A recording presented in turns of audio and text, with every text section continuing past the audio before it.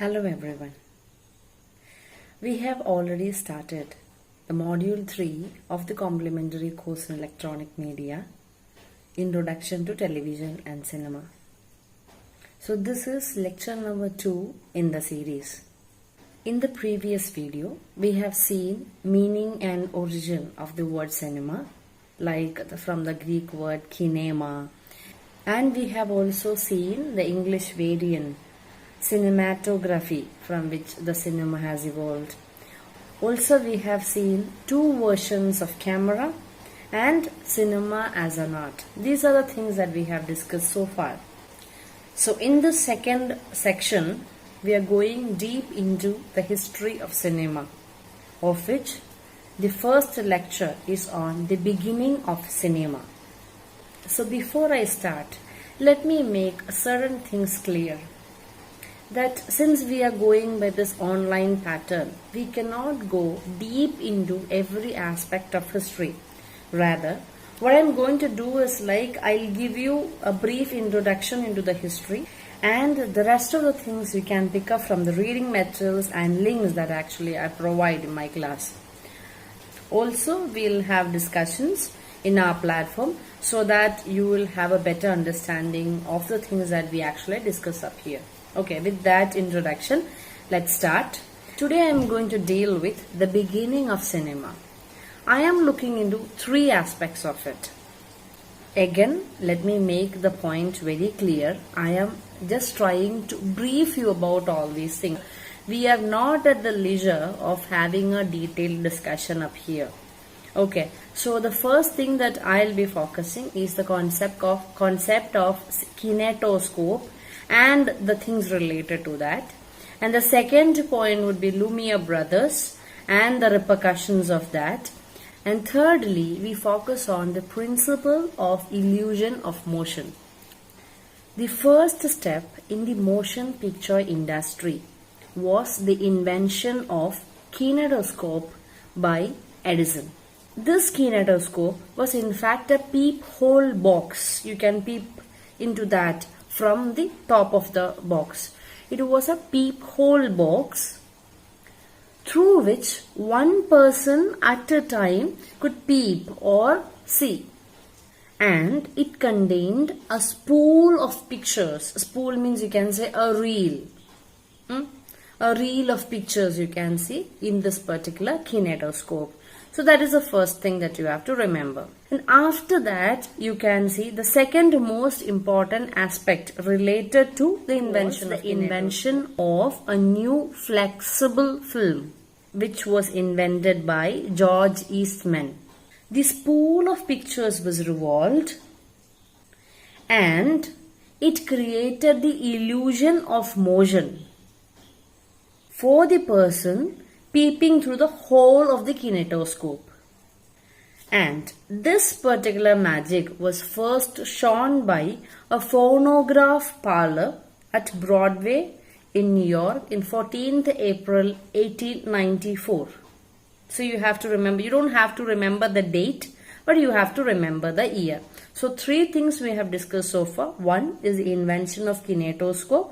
Second one, the invention of a new flexible film. And thirdly, we discussed about this illusion of motion shown through a phonograph in the year 1894. Okay, so that is about the first point that I have discussed, kinetoscope. Now, coming to the second point that I want to discuss, I have told you in the very beginning itself, I am going to discuss only three things related to the beginning of cinema. First one was kinetoscope, and now we are going to discuss briefly about Lumiere brothers. The Lumiere brothers, Louis, or you can call him as the US variant Louis, and Auguste or Agaste, in France, combined Edison's kinetoscope with a new projection machine. So when they have attached kinetoscope with a projection machine, there was no longer a need to peep through the peephole of the kinetoscope. And The Frenchmen, they have come or they have shifted to United States of America in 1896 with the new invented machine. So with that, this particular new invention called the projector made available or was introduced to the scene or the setting or the scenario in United States.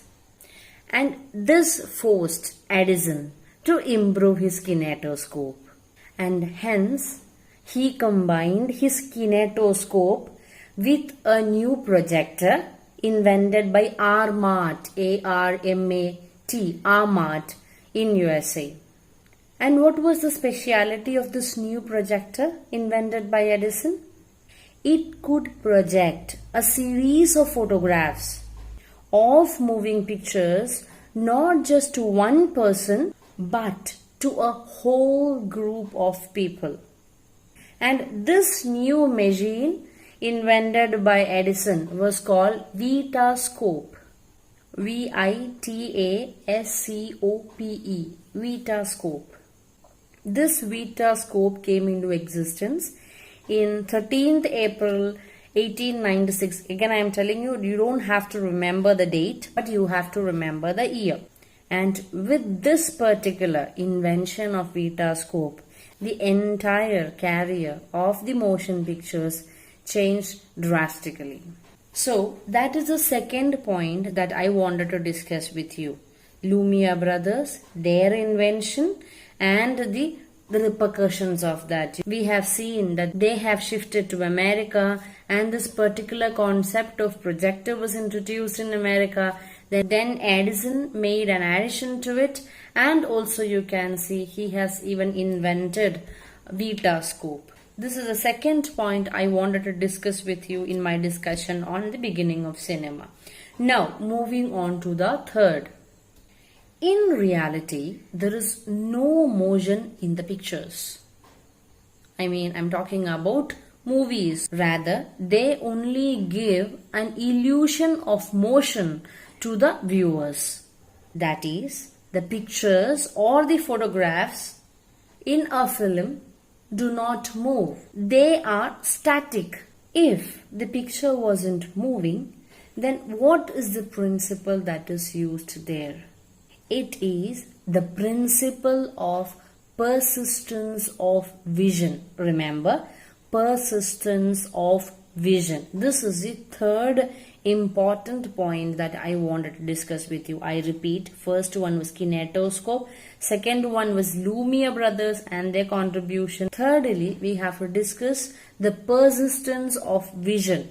This is a very important concept for you, for your better understanding of the film, and also from the exam point of view. The principle of persistence of vision is, if a series of pictures are passed before the eye, the image of one picture stays in the eye and seems to merge with the image of succeeding picture. I hope you have understood. And when images are rotated very fast, with the help of a projector, the pictures can give the illusion of continuous motion. And that is the magic of film. So it is not the pictures that are moving. The pictures are rotated pretty fast with the help of a projector, and we are getting the impression of a moving image. I hope I am clear. This is a very important concept. Okay. These things we have discussed in the lecture on the traces of the origin of cinema. Okay. There we have discussed the magic lantern optical toys like phenakistoscope and zoetrope. The idea of zoetrope is where we discuss the concept of repetitive animations. All these things we have discussed in the previous lecture. Then we have also seen, or you can say in this particular context, we can also look into the concept of Coleman Sellers modification of zoetrope and the creation of kinetoscope in 1861. And also Henry Renaud Hale's concept of Fasma trope device. These are very technical terms. They are very factual concepts.